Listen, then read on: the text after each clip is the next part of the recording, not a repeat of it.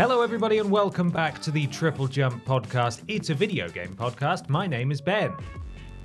And my name is Ashton. Where is he? He's got the block. He's flipping blocked himself, hasn't he? Yeah, it's all my fault. Yeah? Because I made us record the day early and then he got sick. Right, but there's a chance that he also might have been sick normally on the normal day as well. Recording day. But Peter Austin does have the plops. He does we have the hope plops. he feels better soon. Yes. This is actual plops, not holiday plops. No. You, however, are about to get holiday plops because it's Wednesday at the time of recording. Yeah. And you're on a half day and then you're going to catch a flight. I'm going to catch a flight. Yeah, and I'm stressed. And my tummy hurts. We were just talking about this. Your tummy hurts because you feel like you've got the weight of the world on your shoulders. Yeah, I just have anxiety and that makes my tummy hurt more. Right. And I also had a chicken burger for tea last night. Well, see, which is probably what's mainly making my tummy hurt. That could make your tummy hurt, but there's also the butterflies. That's not caused by chicken burgers. It's like the excitement and the anxiety. It's basically just one too many emotion for my bowels to handle. Right. That's what's going on. It's a tough time. They're so irritated all the time. I can't wait to hear the stories from when you get back from your all-inclusive holiday and just what your body has rejected because it's going to be a lot. I know, isn't it? it's going to be so much. I'm going to be like, and then I had a slice of toast the next morning, and I was violently I unwell. almost pooed in the pool. That's what's going to be. But how many days did Ashton spend inside? Yeah, exactly. In Greece? How many times did I have to rush from the pool to the bedroom to use the toilet? It will be a lot. I can't wait. You're going to be back in time for next week's podcast? Yes, I will get back at 2 a.m. next Thursday morning. Really? Be here for 9. Oh my god! And I'm going to record a podcast on what will probably be about 6 hours sleep. You're going to be on top form. Yeah, baby. And you're also going to be recording an After Dark that day as well. Yeah. So that's going to be particularly unhinged. It's gonna be So good. make sure you support us on Patreon, which I'll talk about in a minute. Each and every week, we are sponsored by a very real video game adjacent sponsor. Helps us keep the lights on here. I've remembered this time. Do we see Dead Island 2 the Spider, or is he still next door? He's still in my toilet, I think. He was briefly joined by about 3 others, and now I think there's just the one in there again. Okay. So he's still in there, I think. It's just some fluff on the floor there. I thought that might be spindly legs. I've got the ad read this week. Oh, yes. Here we go. Yeah. Prepare yourselves. I'm ready. To celebrate the release of Exo Primal, which is out now, I believe, the beloved BBC documentary is making a comeback, presented by Kenneth Branachiosaurus. And I'll do it again. Presented by Kenneth Branachiosaurus. Yeah. Yep. Yeah. And returning to screens on Saturday nights at 5:30 p.m., it's Walking with AI-nosaurs. Wow. Wow. You want to think about? Is a thinker? There is a thinker. I've Walking never with AI-nosaurs. Yeah. Yeah. because the dinosaurs Because and the dinosaurs exoprimal are robots. yeah, some of them. Most of them, right? I think. I don't know. Are they? The AI is dropping them into the situation. Right. So technically, they are AI dinosaurs. AI-nosaurs. AI-nosaurs. Yes, thank you. Yeah. Were you about to say you've never seen Walking with Dinosaurs? Yes. It did air in the late 90s. Yeah, and I was born in the late 90s. Yeah, you so, were, weren't you? Yeah, if Peter were here. If Peter were here, it would have gone down. It would have been an absolute success. Peter would have gone, very good. He would have gone, That's I what he loved would have that show. That's what he would have said. He still watches it every week. Yeah, he probably. watches it all the time. So hopefully you liked it. Yeah, did you like it? Because it's not real. We're not sponsored by Walking with AI-nosaurs, With unfortunately. who? Kenneth Branachiosaurus. Chiosaurus. He did do I didn't realize he did the narration. I did not He's know that. Famous actor man Kenneth Branagh. Anyway, that's not real. We are of course sponsored by wonderful patrons over at patreon.com/Team TripleJump. And if you support us over there, you can submit questions to this podcast. There's loads of other flipping tiers available and rewards available, including access to our fortnightly After Dark podcast, which is pretty weird. We talk about everything that isn't gaming, and we can swear. And we've got some other stuff in the works as well, so keep an eye on the Patreon. Thank you to all of our patrons exciting. who are supporting us over there. Just like... It's green. That's It's you. great. This is me. Oh, flipping heck. I wasn't prepared for this at all. It's all right. Pete Where's normally Pete? I does- was It's waiting for goddamn Peter Peter's to just... fault. Christopher Ridge. Thank you, Christopher. He says, Warhammer Age of Sigmar Realms of Ruin celebrated an open beta this past weekend. Even if it isn't the type of game that interests you, what are your thoughts on open betas in general? Are they glorified venues for developers to get free Q&A from players? Or can they be... Q&A, that's not it. Free QA from players. Or can they be public crucifixions for players to openly mock early builds of games? Or are they just exciting marketing tools to hype up players before an official release? Best wishes, Bab. Chris. Thank you, Chris. I have a small question before we do this. Yeah. How many subtitles do you think is too many subtitles? I think 2. Yeah. Because it's Warhammer, Age of Sigmar, hyphen Realms of Ruin. Yeah. Dash. Full stop. They're in the big blue house. Yeah. 3. You think 3? I think they made 3 of those. Yeah. But there's main title then, and then I reckon like 2 subtitles is probably maximum. Have there been any other games that have 2 subtitles? There was one a little while ago that I think was like a JRPG type game that had about 4. I don't think it was a honky star, but it had about like 4 subtitles. It just kept going. I remember because I was doing a list or something about it, or it was in one of my monthly roundups, and I was like, Jesus Christ, that's a lot of subtitles. This is absurd. No, I'm not. Unfortunately, Warhammer Age of Sigmar Realms of Ruin is not necessarily one for me, or I imagine for you. I'm not actually familiar with the game at all, but that is a lot of subtitles. Strategy game. Okay. So it's a James Jenkins game. It's definitely a James Jenkins game. But if you were on the beta, we hope you enjoyed it. So I think that, it depends on the game, but for games like this where they have an online multiplayer element, I think the biggest kind of draw for companies to do it is to test whether their servers and their game can actually handle many players playing it. Yes. Because it's all well and good being like, well, we've got 100 QA testers and they're all, testing different bits at different times. But until you get like the influx of your player base at any given time, you're not going to know whether it's going to run it or not. Mm-hmm. You can't just like open up a game and be like, well, maybe it'll run. We've only ever had 100 people on the server at any given time. Mm-hmm. And now we're going to add a couple thousand to that. So sure, it should be fine. That's kind of ultimately what especially online games, that's where I always think that's what they're testing, because surely that's quite an important thing to test. But I don't think it takes jobs away from QA testers, because as much as you can submit a bug report if you encounter one, there's not going to be that many people who'll be like, oh, I found this glitch in this specific area, let me tell someone about this. They'll just kind of move on with their life, unless it's a game-breaking glitch. In all of the betas that I've ever been involved in, I have never once submitted a bug report. No. Never, ever. No. Even when the intent wasn't just to stress test the servers. Because gamers are lazy. I just want to play it. I know, they just want to play their game. I just want to play the game. Which is fair enough, because that you don't, you paid, or you tried to pay to play this. So why would you do work for them for free? I'm not doing that. I don't think maybe it's an exciting marketing tool as well to get people to give a little taste of the game, unless your game is full of bugs and broken, in which case it is a bad thing to do. Yeah, I agree. I think even when you're right, a lot of the open betas or betas these days are largely to stress test servers, and then in almost all cases the game's released and the servers are broken at launch anyway, so it's like, why did you do that? It was literally just a public demo. I remember back in the PS3 and 360 era, betas were like really exciting because that was the first proper console generation where access to the internet and online storefronts were available to everyone. And I know, you had the Dreamcast and you had flipping the original Xbox. The PS2 had some online functionality as well. But like for as a standard built-in part of the flipping system, that was that generation. And so being told, hey, Resistance 2's coming out in like 6 months. If you sign up on their website, you might be able to play the multiplayer like for an entire week now. It's like, yes, absolutely. That's because then I can like lord it over all my friends. Like, oh, I've played Resistance 2's multiplayer. Don't even worry about it. And you used to be able to. A lot of times it was locked behind pre-ordering the game. You would get access to like the open beta or whatever, or the closed beta. And in those early days, you used to be able to pre-order, because I did this, pre-order from Amazon, get the code for the beta, and then cancel your pre-order. Very naughty. But you could do that, and I used to do that. It is theft. I think Jeff's been okay though. If anything, he's done better. Yeah, I think me. I don't think he's necessarily taken a hit from you thieving.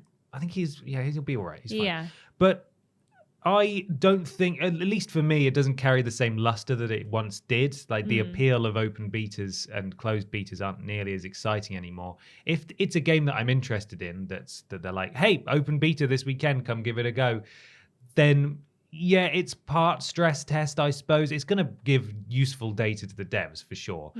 but it is ultimately just an advertising opportunity. Yeah, like it's a 100%. public demo. Like, hey, come try out this game. I remember Destiny was one I was really excited for, the first Destiny, and I got in the closed beta for that, and I was like, this is the beta. This is unbelievable how polished this is. And then I played it again on the open beta, and I was like, it's the same map. It's exactly the same. And then the full game came out, and I came to the realization that, that was literally all just marketing. Yeah. I just played the same thing 3 times. Yeah. As much as you want, a beta to be the most polished experience possible, so you can enjoy it, and so that you can go away and get a proper experience of the game. Yeah, exactly. Like that was the first time I think that might have been when my enjoyment and excitement for betas generally fizzled out, because I was like, I just played the game. That was just the game. I didn't feel like I was getting a sneak peek at anything necessarily, or like wow, imagine what it's going to be like when they finish the game, because was genuinely my thought process. I was playing it like a year out, and I was like, imagine what it's going to be like when it's finished, and then it was identical. Yeah, it was the same like, thing. Man, that's a shame. I don't imagine that most betas are ever released in a bad enough state by developers or publishers where there can be a public crucifixion. I'm sure there has been some, but I doubt it would be like a broken way. It'd probably just be like the game is either not what was promised, or it's just not the same thing that players wanted. More than it would be like, it's so buggy and broken. Because I just feel like if it's that buggy and broken, they'll just like push the beta back, or like... Yeah, exactly. Because normally when people announce betas and stuff, normally it's like, now or next week. Sign up now for next week. It's never like sign up now for 6 months time. Well, not never, but it's very rarely like sign up now for 6 months time, because normally it's this bit of the game is as polished as it can be. You can play it. And normally the only backlash they get from that is, this game is not what you promised, and it is bad. Bad game. Hashtag dead game. I think most of the instances where that could be possible is where they get players in and have them sign NDAs, so they can't share anything or talk about it. Because that's that stuff happens with pretty much every game that gets a beta. Is there will be a closed off set. There'll be like a private closed off one, and they might do another one that they call closed because it's not open to everyone, but you can stream it and you can capture footage and stuff like that. Where it exists in this kind of state, where it can be raked across the coals, probably under heavy embargoes and NDAs, and you won't hear about it. And that's the whole purpose of that's the sort of beta that I want to be taking part in. Yeah. Where it's like, this is exciting. You feel extra special. Well, yeah, you not only do you feel like really flipping cool because you're getting super early access, but also I just think it'd be really interesting to see, Call of Duty wouldn't do this because they have internal QA for this very purpose, but like seeing Call of Duty, but it's just like all the maps are untextured and stuff like that would be fascinating. It says gun instead of exactly, gun. And it goes pew pew whenever you shoot it. Yeah. You're right. It probably has happened in the past, but largely it'll be because it wasn't promised or it's just not working. I'm much more inclined to give a demo a go than an open beta. Like if I see open beta, I'm like, I'm not really bothered. I'll just wait for the game to come out, or I'll just see what people say about it. But if it's a demo, I'm more like, I don't know if it's just like the connotations of it more. I'm like, I'll give it a go, because normally it's demos a more curated like experience. Yeah, exactly. Like when I recently, having played the Pikmin demo, like that was like an hour and a half of like story that I then won't have to play again when I actually play the game, because it'll carry over. Whereas an open beta, like normally you just play it and then you're gonna have to play that same section again when you play the game in real life. So big fan of demos letting you continue where you started. Yeah. Big fan of that. Mass Effect 2 did that brilliantly when it finally came to PS3, let you create your character and play like a tiny bit of prologue. And then, in fact, actually, I don't think, maybe the demo, I'm getting completely off track here. Maybe the demo didn't even let you play anything. I think it let you create your character. And then it gave you a string of like code that you could note down, which were all the different like options that you'd picked. And then when you got the full game, you could just enter that code and it would immediately have your character there, because it would be all the choices you made. And I was like, that's brilliant. I love it. But yeah, the betas are for online games, and I find myself playing online games less and less, or fewer and fewer. Yes. And if it's a game if it's like, for example, hey, Call of Duty's doing this new Warzone thing. They've got an open beta this weekend, and me and my friends are like, it's like 4-player. Let's all hop in and give it a go. then maybe. But again, that's basically a demo. Isn't Yes, it? It's yeah, basically exactly. a demo. Exactly. It's time to move on to a section we've never done before, and I bet Peter Plopston is feeling pretty flippin' ploppy right now, isn't he? Because it was his idea, and he was really, really excited to present it to everyone. So I guess we're just going to have to do it for it. He says that he wanted it to be called What We Playin. Ooh.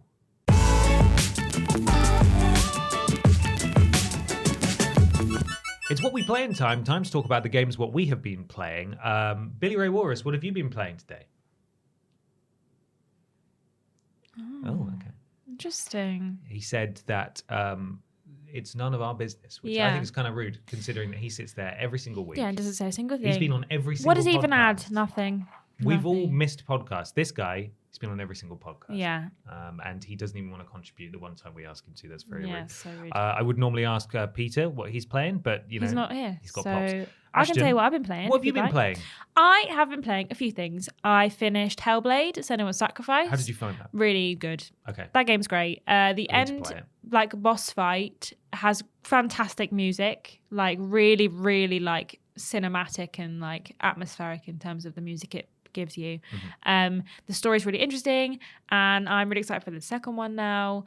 Having seen the like kind of bit of gameplay footage we've seen of the first, of the second game, I'm intrigued by it because it looks different to how the first game played. But then again, I suppose maybe it's just bumped up a scoosh and it's kind of a bit bigger, but because it's very linear. And kind of like enclosed a lot of the time, like you're in like a corridor, but it's like you know, a slightly wider corridor, so you can't really tell. But yeah, I think it's great. There's some spooky bits in it, spooky bits for sure. You've been playing it with headphones on? I have, yeah, and I would definitely recommend it. Like that's how you should play it because the kind of binaural stuff they've got going on with all the voices is great. Fully recommend that game. What are the puzzles like? Because I feel like that I want to experience the game, but also I feel like it's the kind of game that I kind of just want to fly through. To be honest, if I get stopped at a puzzle, I might give up on it. The puzzles really aren't that hard. Like it's mainly just like perception puzzles. Like you'll be given a rune to open a door, and you're in like a small space, and you have to just find that rune. Normally in like wooden beams that have like fallen. Oh, okay. So you just have to angle yourself. That's pretty much the only puzzles that there are. Okay. And then there might be a few of those like in different areas, but I don't really feel like they're like proper puzzly. Okay. And most of the time it's very obvious what you have to do because there's not really much else you can do. So it's normally like light this brazier and it will come up with a shadow of the rune that you need because you've lit up the thing. I did have to Google it one time because if you die like 7 times, you die in real life. Oh no. And you have to like basically, I think you could probably restart the chapter again, but it basically says like that'll be the end of Senua's journey. But I was stuck on this bit where I just kept dying because I was getting killed by a darkness monster. And I Googled it and it turns out I just had to go the other way. But I hadn't seen that. So I was like, I don't understand what I'm supposed to do. But most of the time I didn't have any issues with it and I figured it out on my own. But that bit stumped me. So, but I really enjoyed it and I fully recommend. If you've got Game Pass or if you've already got it on like Steam or PlayStation or whatever, I fully recommend giving it a go before the first one. Next one, sorry. I played a bit more Minecraft. That almost ended up my relationship this weekend. We're playing a mod pack called Vault Hunters, and you go into like these vaults, and if you die in the vault, you have to get your friend's like soul and carry it out with you. But if you both die, you potentially lose all your stuff.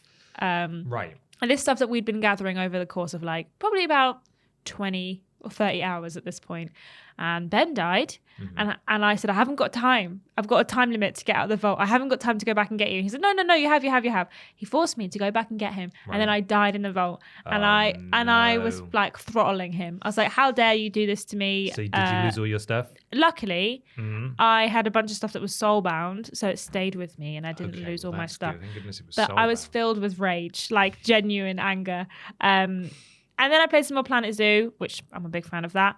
And I've also started this week the Talos Principle. Ooh, more puzzles. More puzzles. Because I've been playing Dishonored 2, but I knew I wasn't going to have time to like properly sink my teeth into it because I'm going away. So I was like, I want just something that I can just dip in and out of for a few days. So I gave the Talos Principle a go, and I've been really enjoying it. There was a few puzzles I keep getting stuck on, but then I go and do other ones and I come back and I normally like figure out what it is I'm supposed to do.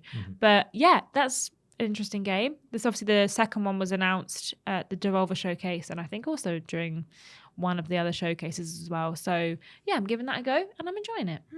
Excellent. Some few more puzzles. What have you been playing, Ben? Well, I'm currently moving house. Yes. Very slowly over the course of this month, basically. So little bits and pieces are being ferried across town. And I have spent basically the last 3 days in a row painting rooms. Yeah. I'm so tired.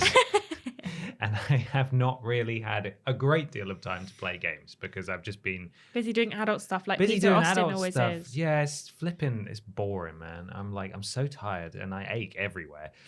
But I did still find some time to play games, and I've played a couple of them. Played some more Diablo 4. That is again just still such a great brain dead game to play and just murder things and get loads of loot and stuff.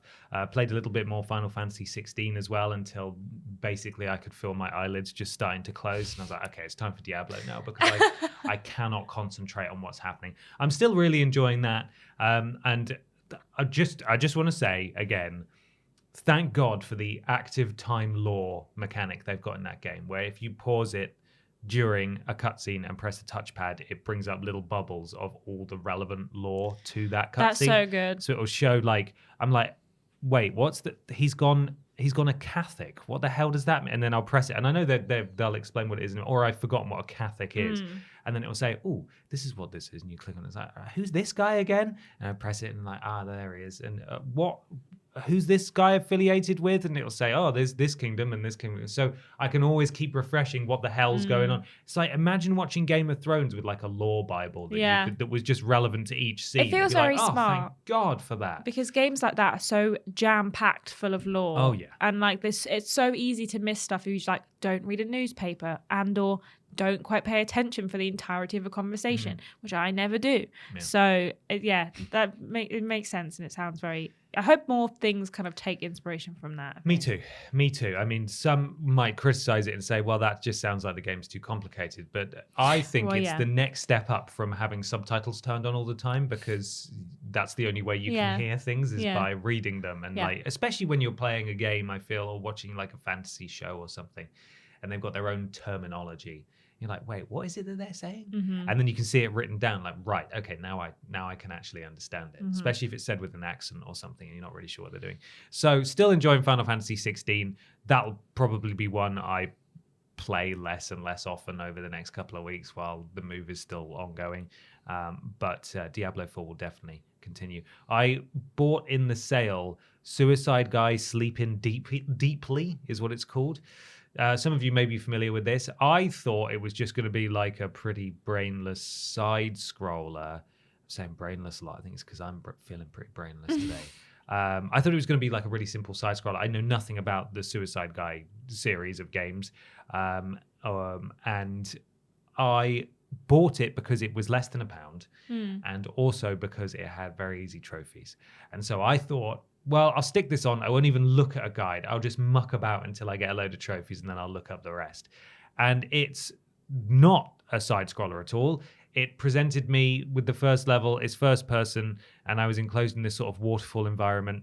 There's a big tentacle monster that's missing its eye, and there's a boulder and a gigantic eyeball on the floor, and you can walk into it and push them around. It's got like really floaty crap platforming and jumping. And there was a crane, and like I picked up the boulder with the crane and I moved it over and I dropped it on like a catapult that was opposite the tentacle thing. And I thought, well, maybe if I fire that, the boulder will go in its eye socket that's empty at the moment. And like maybe that'll make it cross and it'll go away. And I did that, and then it just bounced off its face. And I was like, okay, well, that's clearly not it. I'll try again with so then I platformed my way back down from the catapult when I had to move the eyeball over into the right place so I could rotate the flipping, what's it called? The the crane, and then I lifted it up with the crane, moved it over, and then I saw that the catapult was still up, so I had to then get off and then platform back up and lower it back down, and then I went back to the crane and I let go of the eyeball, and it bounced off the side of the catapult, and then I turned it off because I was like, I can't. And that's enough of that. I cannot be bothered. I'm too tired. Good. Maybe another day I'll come back to it. Maybe another day. But I think I did just delete it from the console as well because I was like, this is stupid. It was less than £1. I'll be fine. So that's all I've been playing. Do you think you'll be playing anything when you're on holiday? You taking anything? We're taking the Switch, and I've got my DS. So I'll play some more Professor Layton, probably. Nice. I'm also going to attempt to read our book. No. Yeah. I've bought a book. What book? It's called A Court of Swords and Roses. Okay. Fantasy? Fantasy. Okay. Someone recommended it to me because I said, I want to be the girl on holiday who's like cool by the pool reading a book.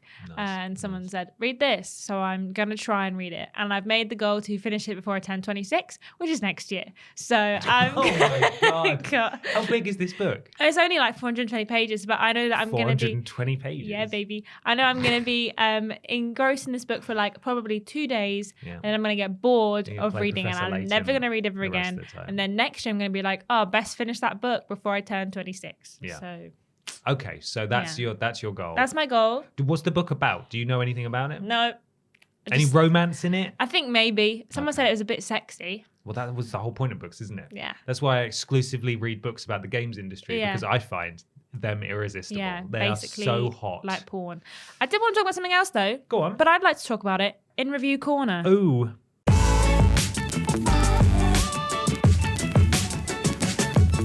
Hello, everybody. Welcome to Review Corner. I'm Ben, and Ashton's here too. It's us still. I'm still here. Yeah. You have been playing a brand new Switch exclusive, Ashton. I have. Tell me about it. Everybody want to switch. Everybody switch. Everybody want to switch. Everybody want to switch. It's the sequel to the hit launch title / tech demo.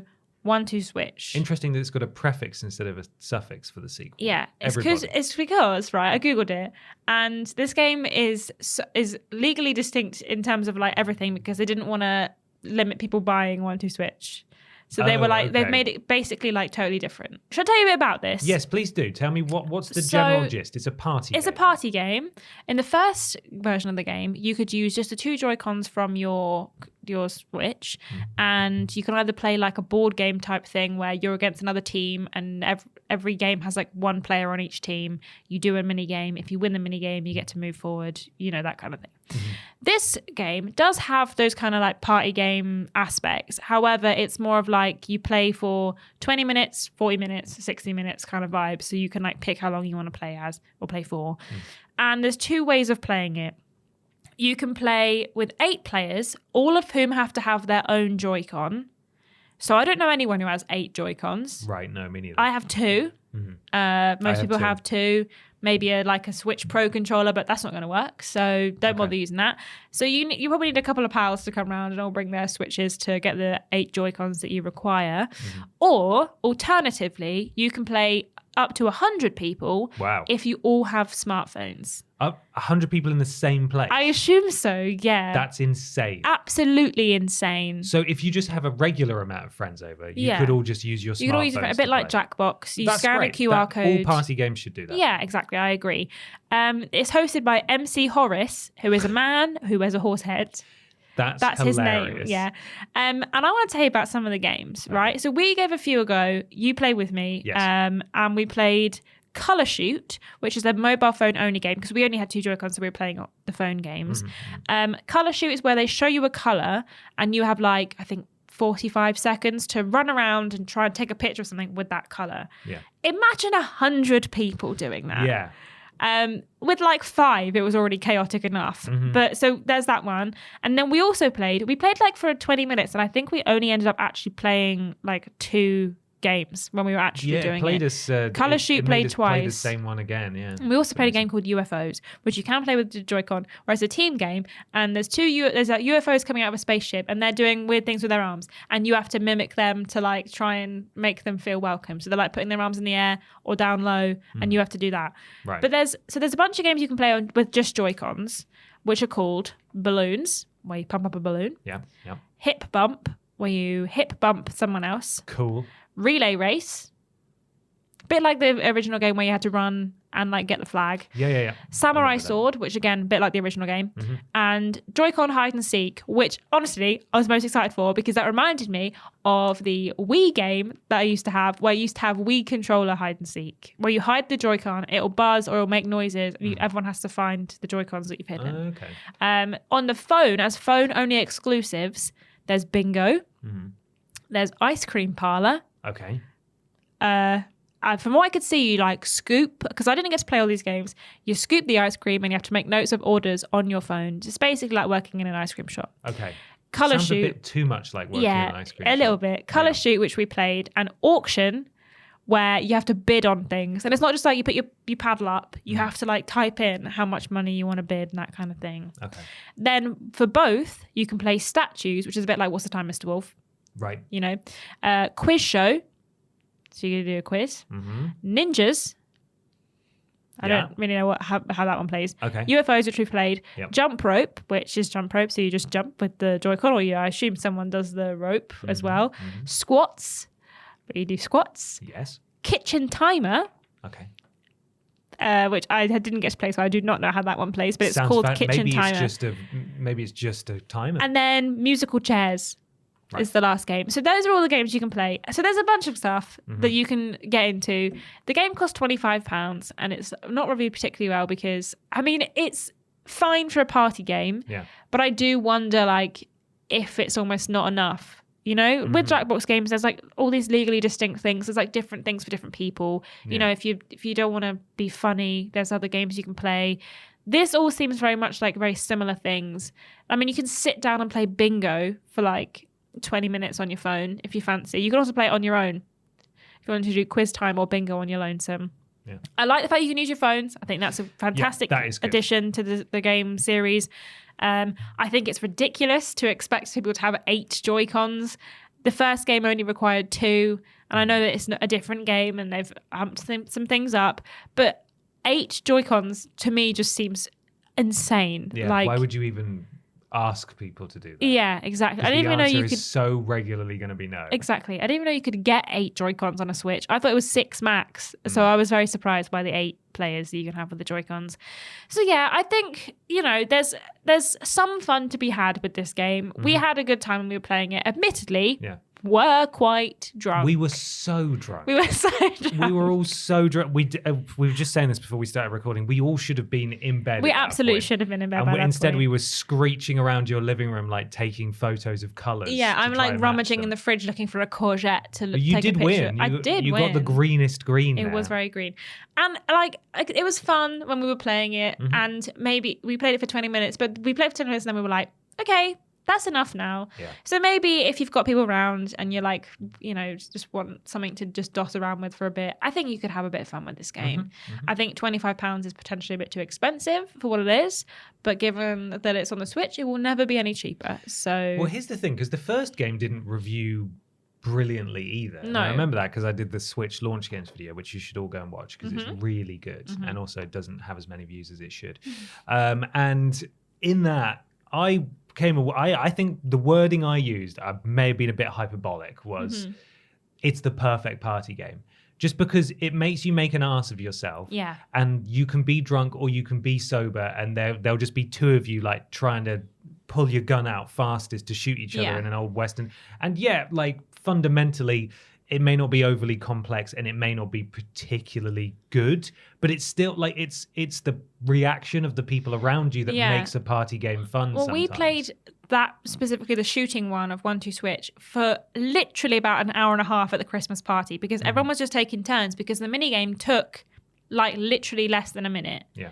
And these ones feel like they take a lot longer because they're a lot more in depth. So if you're looking for someone that's maybe, you know, if you've got a bunch of kids, then maybe you can give this one a go and like play it for a bit longer. But I think if you're looking for something the same vibe as 1-2 Switch, where you pick up, you play this one mini game and everyone can just keep playing it for ages because it's like literally a minute-long experience, then maybe this one is like a bit too much. It's almost like they've kind of leaned into it too far and they've kind of not figured out what people liked about the first game, and people didn't like that much about the first game. So, hey, maybe people will enjoy it, and I'm willing to like give it another go, and like at the next gathering we all have, play another game of 1-2 Switch and see if people like actually enjoy it when we've not had so many drinks, so many alcohols. Yeah, that may be the difference maker. But thank you very much to Nintendo.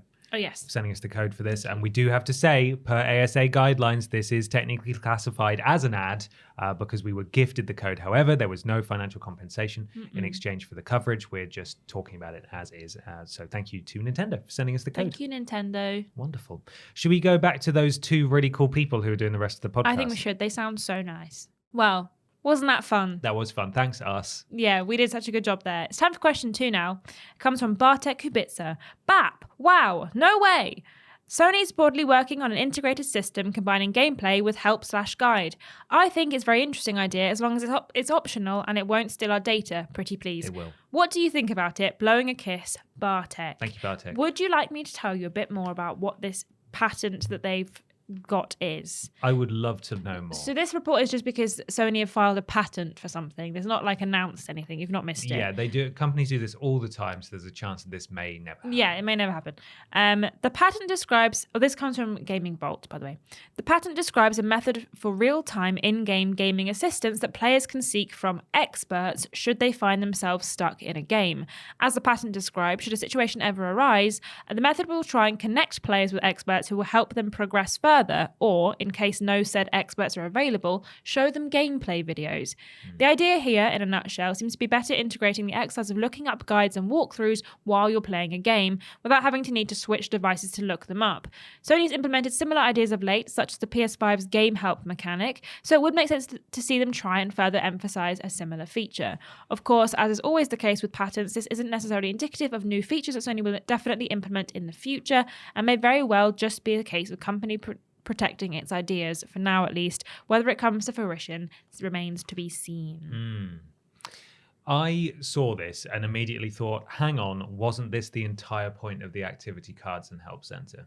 Because they made a big song and dance before the PS5 came out that you'll be able to, if you're stuck on an area, you'll be able to like look up guides and like it'll suggest YouTube videos to you. I've never used them either because I think they are bad, and I don't think they're very well integrated at all. No. The only time I ever see the activity cards are where it says, would you like to resume the activity you're doing at the moment? It's like, I don't trust you. I'd rather just load up the game and click continue. And the activities normally just like the mission that you're doing. They are, but they do also have help bits as well. Or they certainly did in, I think, maybe a couple of the launch titles. I have not checked back since, but certainly this is what it sounds like they always wanted to do. But it seems like, and it is honestly probably my worst nightmare to ever do this, is like you almost talk directly with someone who is an expert in the game. This is why it will be different. Which to me is like, do they call you up and they say, hey idiot, here's how you solve the puzzle?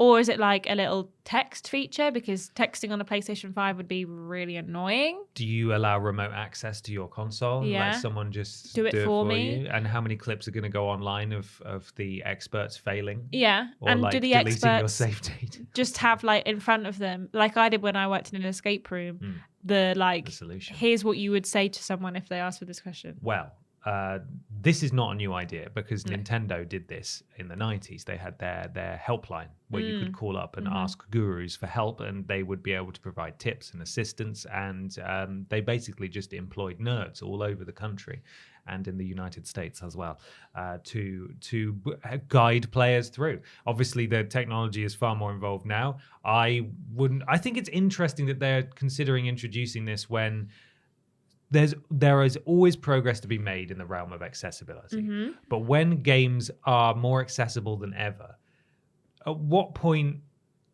are you just, I mean, I'm being dramatic here, but at what point are you essentially just not really playing the game?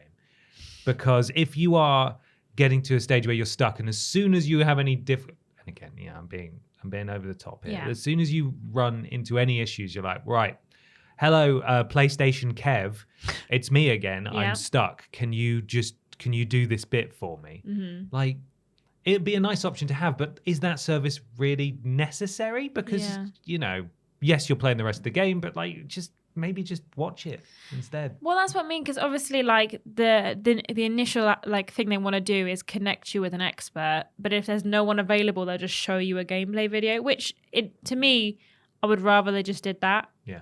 Like, here's a video on how to do it. And how would But how would it know what you're stuck on exactly? Well, exactly. How would it know? And if it's going to use an algorithm to show you stuff, it could show you anything. Like, it could show you any old nonsense. You know. If it's like, oh, I'm looking for the final, I don't know, gold block in my Lego game. Can you please find it for me? I can't find it anywhere. How is it going to know where you are and what you need to do? I'm already picturing the Kotaku headlines of PlayStation 5 help center signposts 6-year-old Minecraft player to like some expletives riddled video or something. Yeah. It's just types like Minecraft tutorial, and it's like from 2009 when the game first came out. It's like truly hateful content. Yeah. But like, the thing is about it is that like when you go on a walkthrough website, it all normally takes a good few minutes to even find the thing that you're specifically looking for. Like when I was playing Assassin's Creed 2, the amount of times I had to Google like, oh, where do I find this specific symbol? And then you have to go between two websites where one told me what the name of that was, and the other one would only tell me like the name of this symbol and then the location. Or my favorite. But I didn't know what the name of it was. It just takes an out of context screenshot and just goes, it's here. And you're like, cool, thanks. Where the hell's that? So much. Where is that? Here's cobbled building. Brilliant. I'll find that by myself in this four maps of cobbled buildings. Yeah. I mean, I would be interested to see how it would work. However, I would feel like I would never use it if I had to talk to someone directly. I don't even call up my doctor. You think I'm going to call someone on PlayStation and be like, can you tell me how... Yeah. I think I'm going to call someone and be like, please can you help me figure out this puzzle? I'm too stupid to figure it out. Like, I'm not going to do that. Sorry. I'm not going to do it. And I don't want to type on PlayStation either, because that would take me as long as it would take me to just type on my phone to ask for help. Yeah.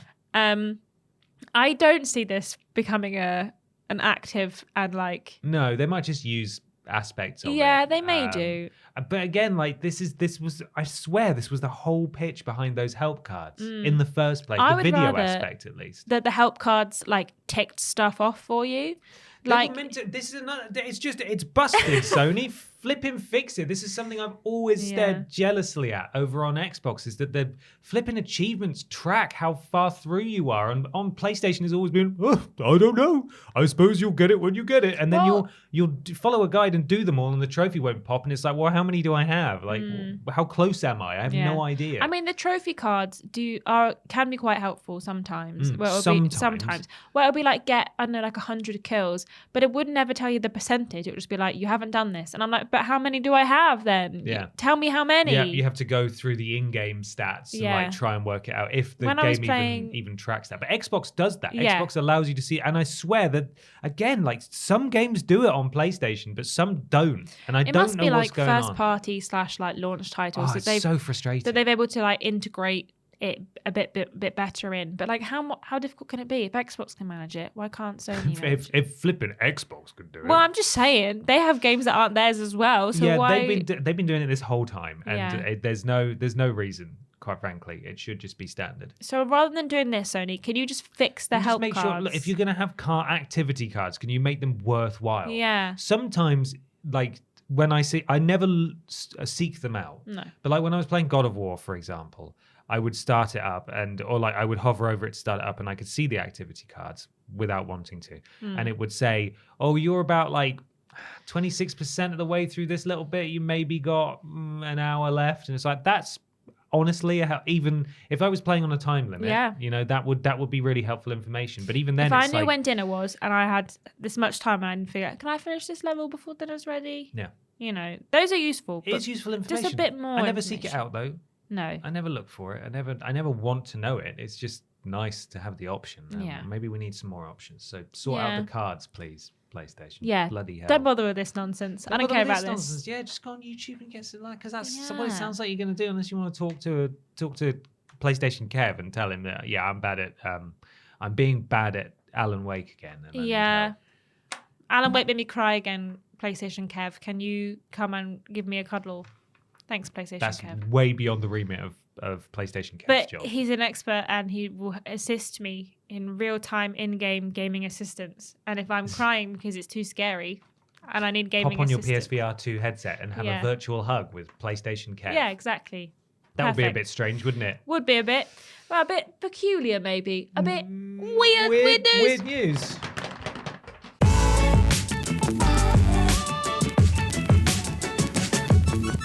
It's weird news time. Time for some weird video game news. Remember, if you want to submit some weird video game news to us and get a shout out here, you can do so by responding to our social media post on Facebook and Twitter during the Tuesday of the week, during the Tuesday of the week. However, if you want to guarantee a shout out at this point in the podcast, you need to go to patreon.com/Team TripleJump, support us at a certain tier, and become a podcast producer just like GY Goliath, Nicole Hansen, Duncan Wilson, Katie Garrett, Ellie Nicholas, Nexus Polaris, Gabrielle Philippink, and Blake Thomas. Why did you sound like a robot? I just thought it'd be fun. Fair enough. An AI-nosaur. Hey, it was fun. Hey, thank you. I had fun.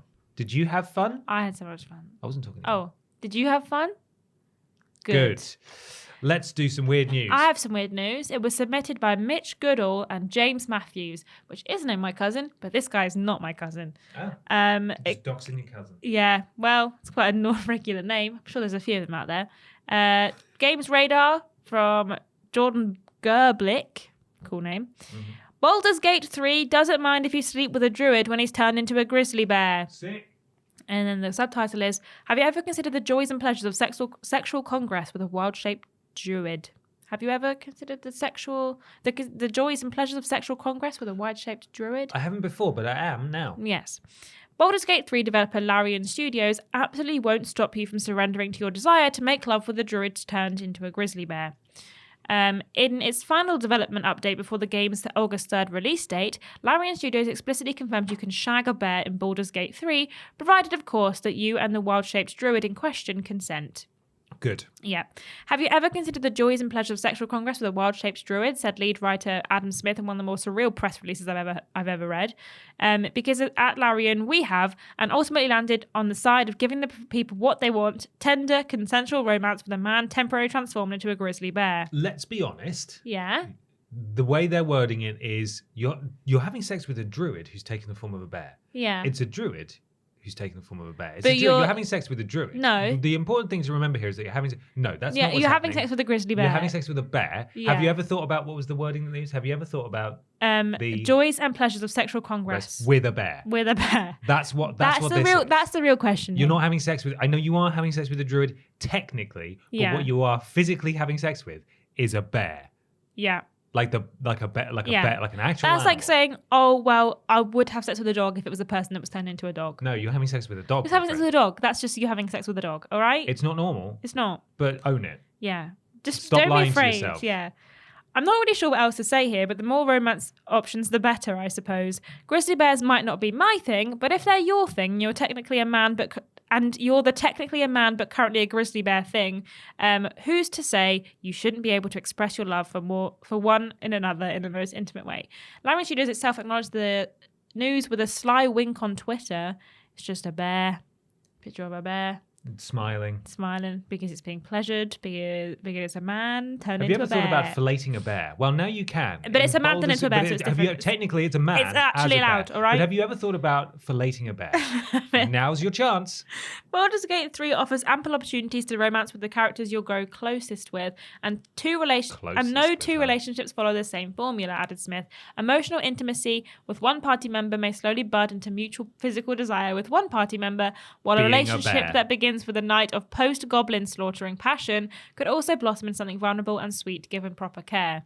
Our Baldur's Gate preview doesn't delve into bear-man relations, but it does explain why we are already in awe of this impossibly detailed game. I'll be frank, it's really hard to pad out a story about grizzly bear sex, so I'll leave you with the guide to Baldur's Gate 3 races and which you should choose. Okay, so I'll be frank and you'll be bear. Have sex with a bear. Confirmed, bear sex. I think they announced it during a panel, like from one of the other articles I read. They were like, they talked about it at a panel, and they showed a clip of like the man and the bear holding one another.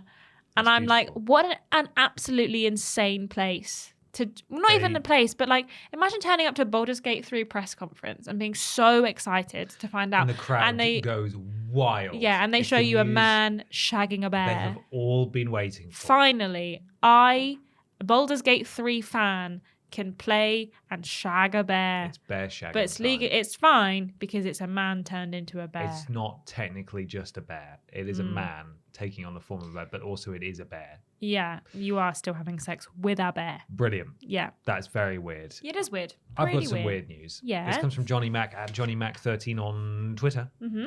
It's from Eurogamer and Ed Nightingale. Final Fantasy XVI is being adapted into a Japanese musical. Oh my gosh. Interested now? Yeah. Okay. Final Fantasy XVI, Square Enix's latest game in the renowned series, is being adapted into a musical in Japan. The Takarazuka Review are responsible for the show, which will be performed in Tokyo in 2 runs from May to June and then from July to August next year.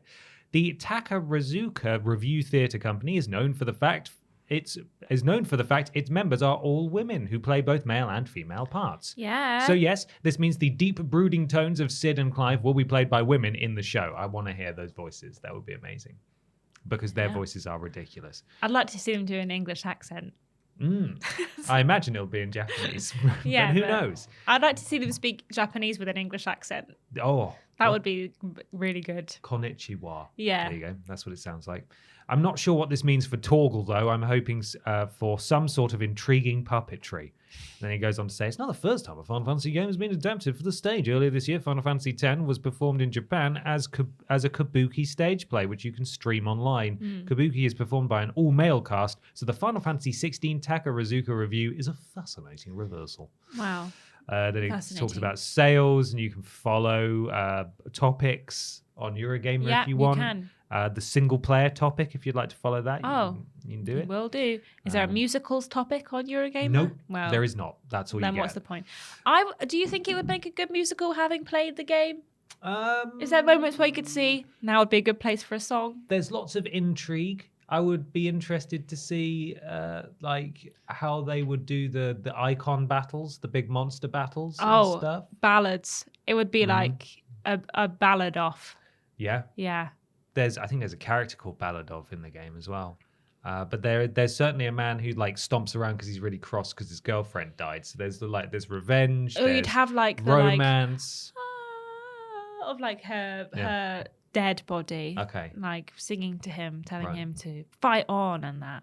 Okay. I really want to see this. And Well, when I watch it in Japanese, I won't understand a thing, but I'll have a great time anyway. No doubt it will hit the headlines again this time next year. When it comes out, yeah. And then we may be able to stream it online like the Kabuki. Fingers crossed for a UK tour. You couldn't have been any less sincere if you tried. What are you talking about? I'm really excited for Brilliant. it. It's time for the big discussion.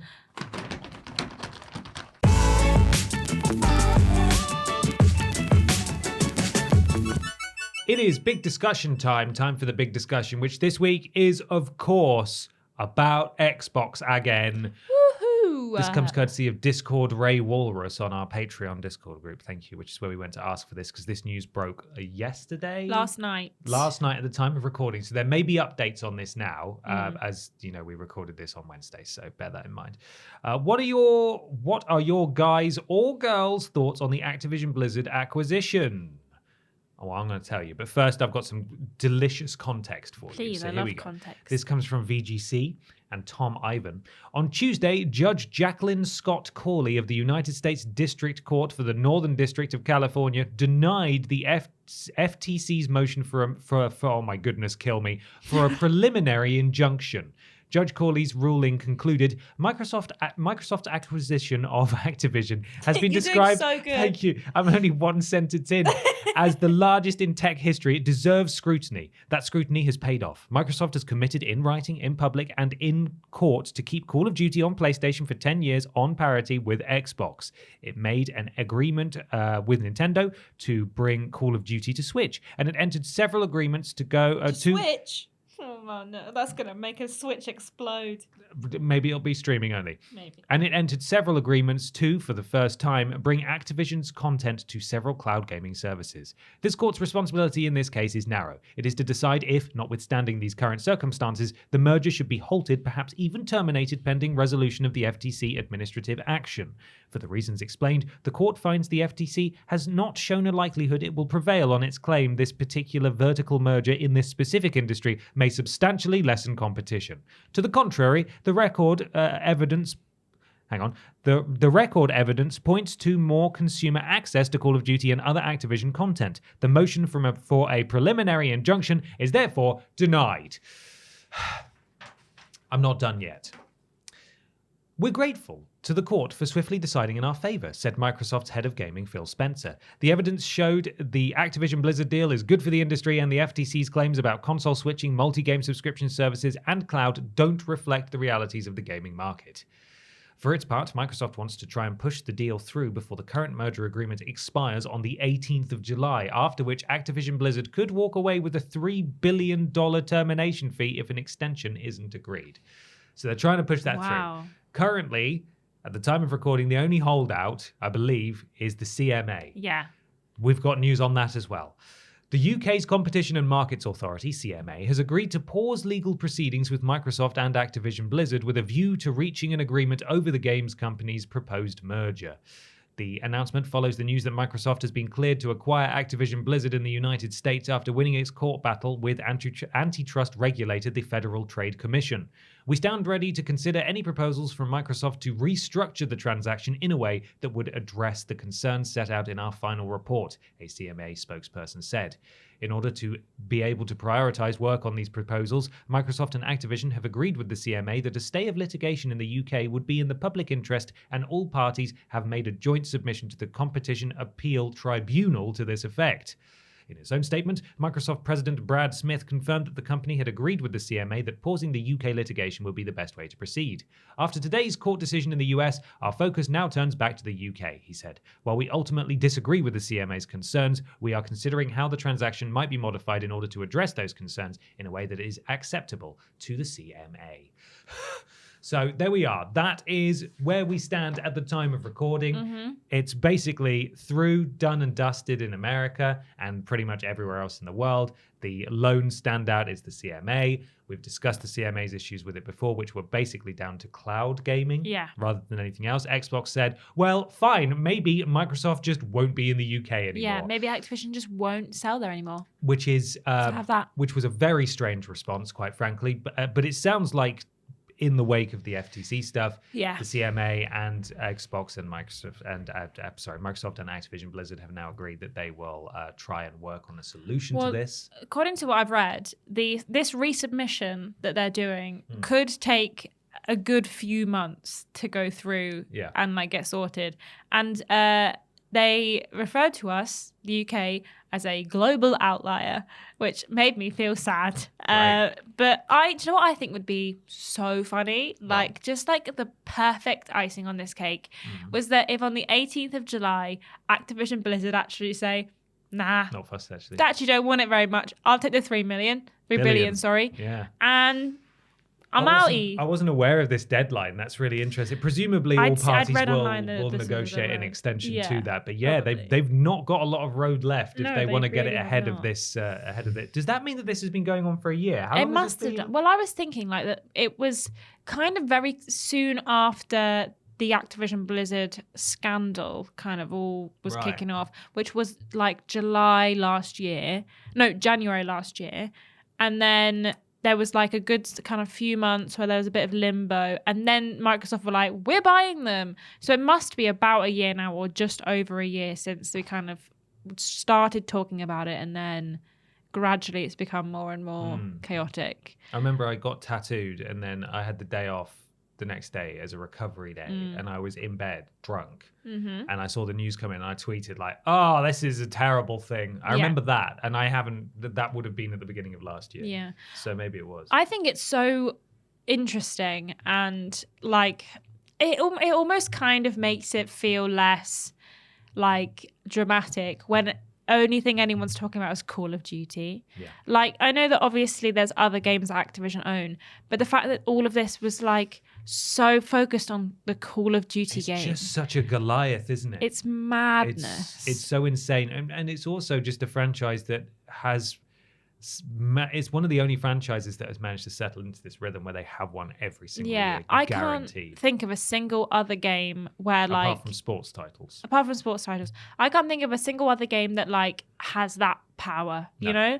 Like there's no other developers that own a game like Call of Duty, like Activision Blizzard do, where like people are saying, please don't take that off my console. It's like, still that's so relevant. mad, isn't it? So relevant even today. Like and it's been relevant since I would say 2007. Yeah. With Modern Warfare is where it Yeah. really kicked up a gear. That's nuts. That's unprecedented. And in 10 years' time, who knows if anyone's going to care about Call of Duty? You know, we don't know what Activision Blizzard under Microsoft is going to look like, Nope. or how Call of Duty is going to turn out. You would hope that they would just keep it the same, but we'll see how important that is. Another big one that they're really interested in, and I believe this was shown in some of the court documents that were released, is that they have huge plans in the mobile space. Yeah. And acquiring Activision Blizzard that have, is it called King Yeah. underneath it? Yeah, which is your Candy Crush and all that kind of stuff. That's also worth a ginormous amount of money, and they will want to leverage that, particularly if they roll out some sort of mobile Game Pass offering, you know? Well, this is the thing, right? Like when we talk about other acquisitions, and I mean, when you look at like, you know, Sony acquiring studios and stuff, and we talked about this when we first heard about it, and I still think it is very relevant to bring up. The fact that Activision are so powerful in the sense of like they own so much stuff and so many big, like huge money makers and huge titles and big, like long running franchises like Call of Duty. There's no other like company out there other than maybe like Ubisoft and EA, which have that same scope in terms of like games they own, companies under them, money that they make from these games.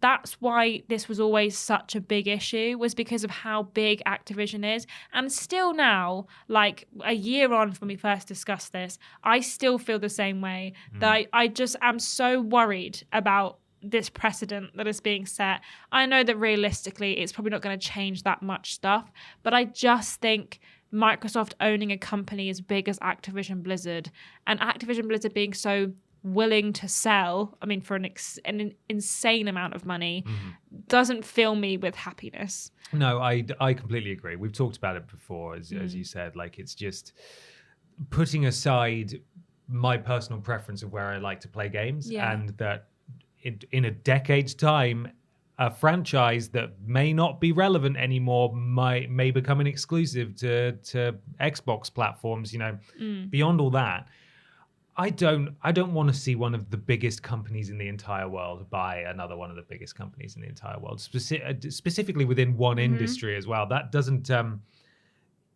as many promises as you can make to like, hey, we're still going to share these, we're still going to make sure that the games are shared around. It just feels fundamentally wrong for a $1 trillion company to just be able to do that. Yeah. And just buy up one of the biggest players in the industry. And before people get mad, and I know you will, because you think we hate Xbox, most of us play across platforms. Like, I play a lot of Xbox games. I play on PC, I play on Switch, and I play on PlayStation. I have no, like, outlying loyalty to any company. This is not going to... However... it's not going to affect us day to day. It's not going to affect me day to day. And that realistically, like, it's not going to affect that much. But it just feels wrong. It feels bad. I don't like it when Sony acquires big studios. You know, there's a lot of... I saw a tweet this morning that was like, Sony acquiring so-and-so studio is bad. Microsoft acquiring so-and-so studio is bad. Yeah. These two things are bad. And it feels bad. And I know that maybe, like, we didn't talk about it when Sony acquired their last studio, whatever the last They're one was. They're not acquiring big boys, though. No. Apart Bungie, I was going to say Bungie huge, was probably their biggest. But I think that it's ultimately semantics, but I do feel there's a difference between buying a mega publisher and buying a developer. Oh, no, 100%. No matter how big the developer is and how renowned they are, you can't compare Activision Blizzard purchase to buying Bungie. It's just It's not. so It's just not different. the same thing. Both are bad, Yeah. but I think it's very different. But one is worse than most. I would hate it if Sony bought Activision yeah, I'd feel Blizzard. this exact same way. I wouldn't want it. Why would you want that? It's like I say, if it's them turning around buying Ubisoft.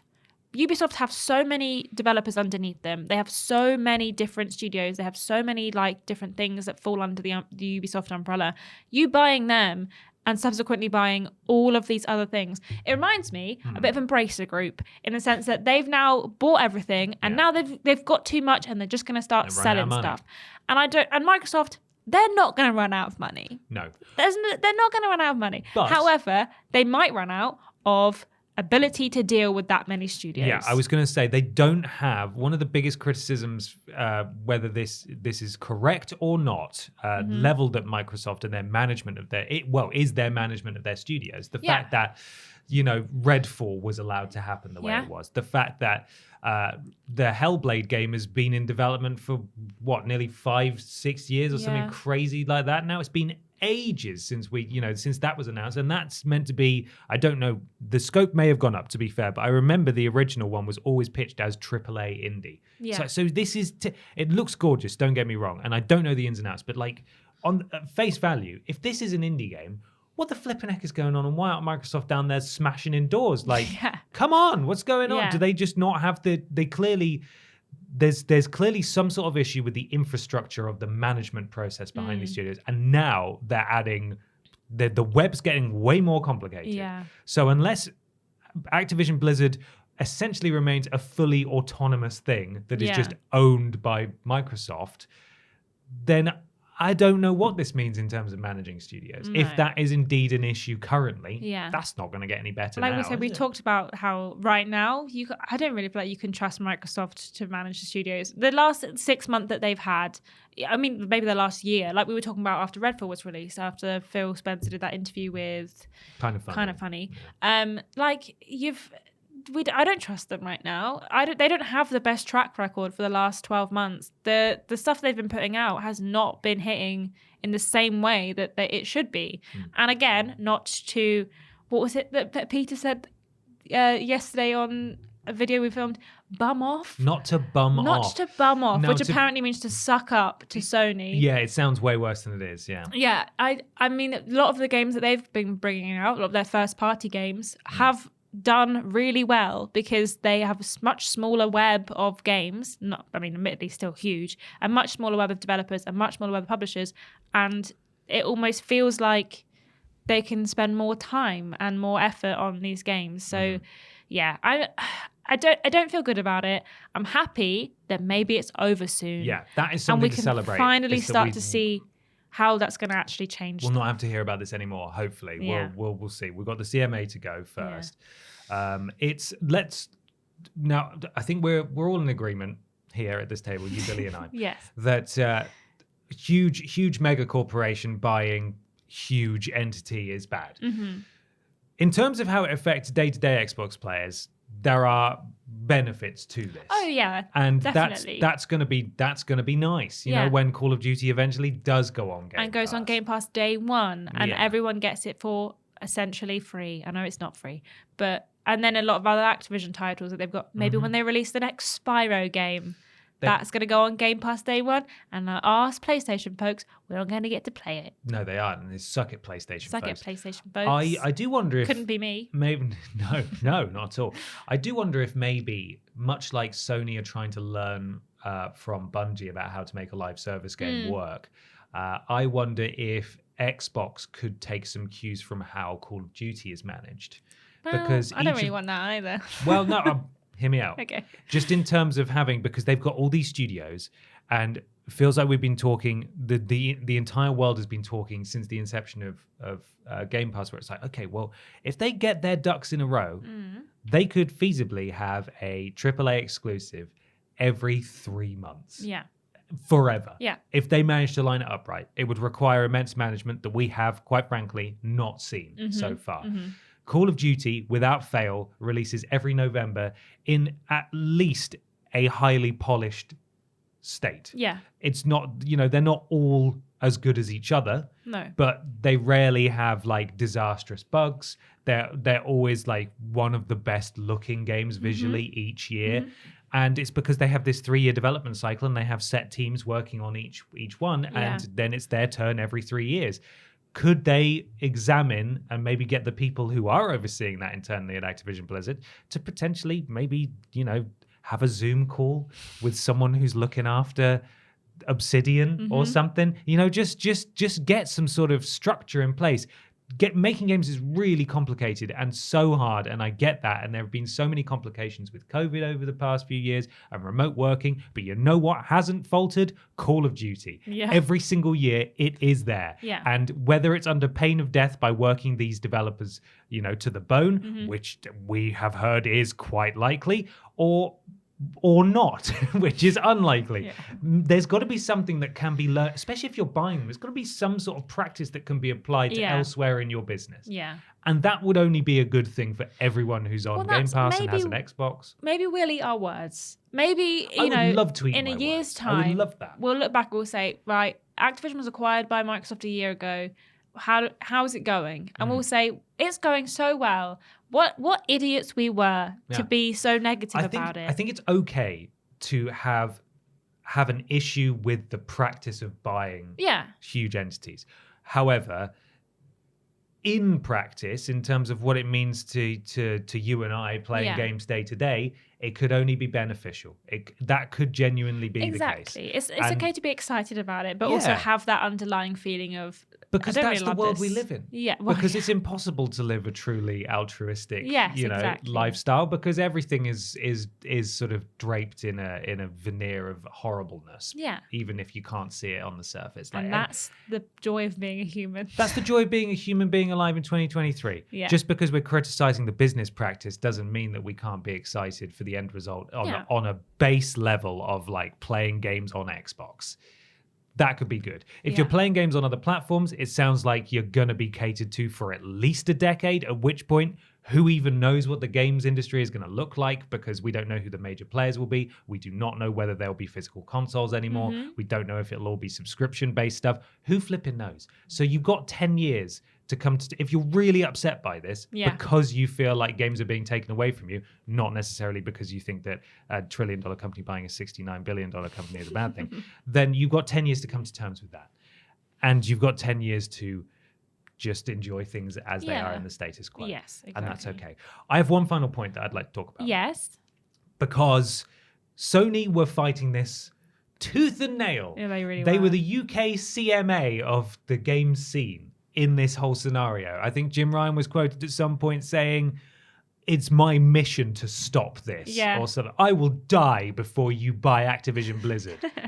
He's actually Is what dead. he He's said. been killed off. They killed him. He's dead now. That's why we R.I.P. know that from guy. Jim Ryan. He's from Newcastle. Did you know that? I did know that. Yeah, Yeah. that's great fun, isn't it?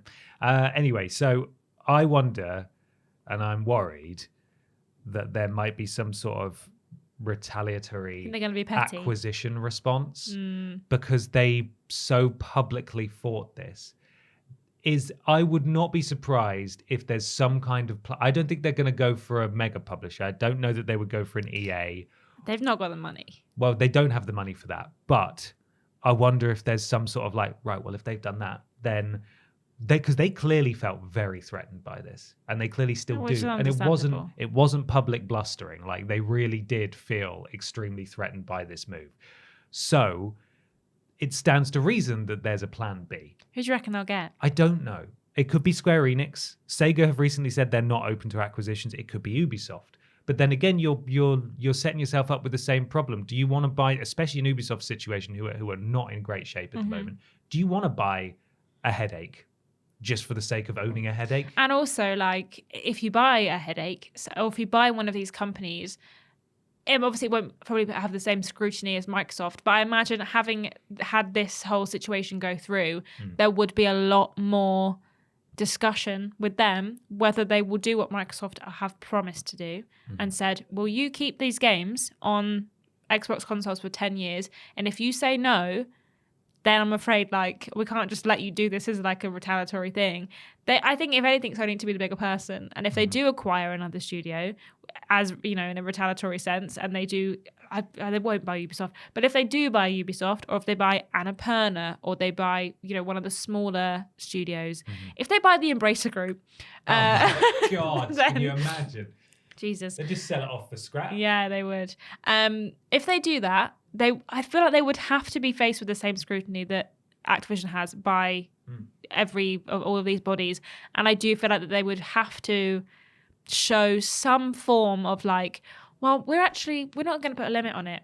We're actually going to say that these games can always go on Xbox consoles as long as you have a console. They did say that with Bungie. Yeah, they did. They did say, we're not getting any exclusives out of this. But they'd have to. I think they'd have to make a point. They'd have to be really petty about it. They really would. Yeah, I can see this happening. I can see it happening. Because as well. why would you yell and scream like that and then just sit down quietly? Yeah. They've got to have something in the works, and I'm trying to think if there are actually really many big, because I don't personally think they'll buy a publisher, but they could buy another big developer just as a well, if you're allowed to do that, then we're allowed to do this. And those games are exclusive. Yeah. So because you went through the courts and you said that we could have it for 10 years and we didn't, so we're going to keep it all to ourselves. I always want what kind of developer though? Well, I was just thinking, who are the big developers that are not owned by anymore? someone? Remedy. Yeah, Remedy. Remedy is one that I can think Is of. Rockstar owned by anyone? 2K. Yeah, they're Take-Two, I think. Right. Yeah. I confuse Take-Two and 2K all the time. I think they're Take-Two. Was it Gearbox are owned by Embracer Group? Gearbox are owned, like Obsidian owned by Bethesda, owned by Microsoft. Yeah. You've got flipping what they called.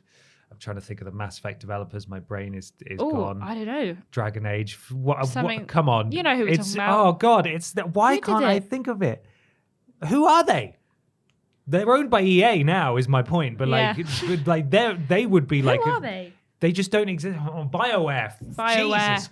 BioWare. My Very brain. Good. No, It's one of my favorite game series. I can't even think of the name of it. them. Also left my brain. Yeah, BioWare Valve, is they're exactly... not going to own Valve. But no, they're absolutely not going to own Valve. Yeah, it's like who's left? Who's left? So I suppose how we should leave this is not asking you who do you think they should buy. Yeah. Or who do you want them to buy? Yeah. But who do you think they might if they go in with a retaliatory petty move and just go, well, we're going to buy something now. Who do you think they'll get?